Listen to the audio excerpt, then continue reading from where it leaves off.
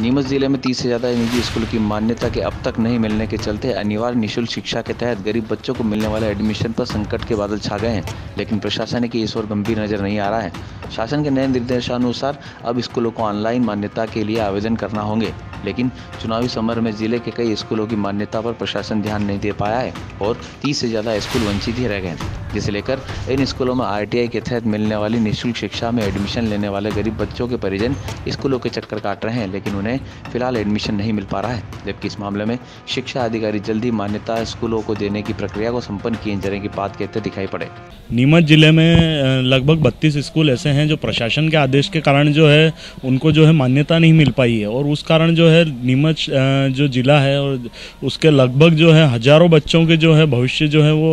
खतरे में है। और जिस प्रकार से शासन प्रशासन जो है RTE का जो है प्रचार प्रसार करता है और ये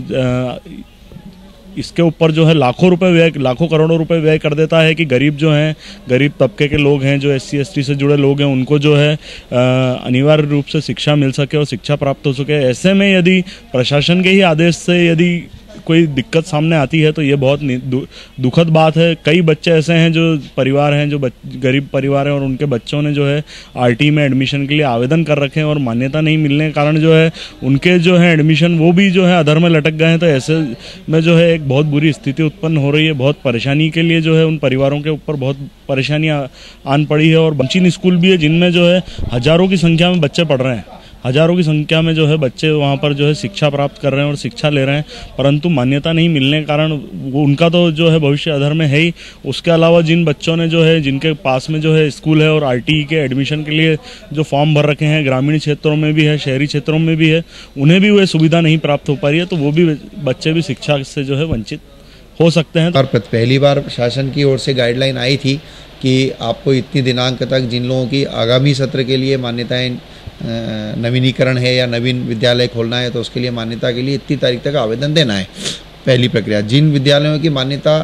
पुराने विद्यालयों की इस वर्ष पूरी हो रही थी उनको आवेदन करना था और जिसको नवीन विद्यालय संचालित करना है उसको आवेदन करना था।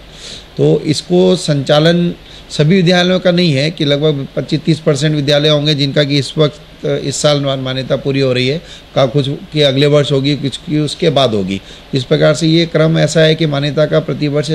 चलता रहता है। तो इस वर्ष जिन विद्यालयों की मान्यता नवीनीकरण और प्रस्तावित थी या जिनकी मान्यता होनी थी तो अधिकतर प्रकरणों का जहाँ तक मैं देख पाता हूँ कि निराकरण हो चुका है, लेकिन उसमें से 30-32 विद्यालयों की पेंडेंसी चल रही है। का निराकरण सही समय सीमा में जल्दी होना चाहिए ताकि विद्यालयों जो आस पड़ोस की सीमा का जो परिभाषा है कि बच्चों के पड़ोस के विद्यालय में पढ़ने का अधिकार है, तो वो बच्चा उस विद्यालय में अगर प्रवेश लेना चाहता है तो उससे वंचित ना हो। अब इसमें ऐसा है कि जब स्कूल की मान्यता के लिए आवेदन करते हैं तो BRC के पास जाता है, वो जो है प्राथमिक जो है BEEE होता है, प्राथमिक एजुकेशन का अधिकारी होता है और वो उसका विद्यालयों का निरीक्षण करने के पश्चात अपनी टिप लिखता है और उसके पश्चात वो जिला शिक्षा अधिकारी को प्रेषित किया जाता है। और जिला शिक्षा अधिकारी उनके पास से फाइल आने के बाद जब सारे रिकॉर्ड उनके पास से आ जाता है BRC से, तब उसका परीक्षण करने के उपरांत ही हम जो है उसका अंतिम निर्णय करते हैं। तो अभी वर्तमान में हमारे पास में लगभग 31 प्रकरण जो है लंबित हैं। अभी RTE की एडमिशन की प्रक्रिया शुरू नहीं हुई है और जो भी लास्ट मंडे को जो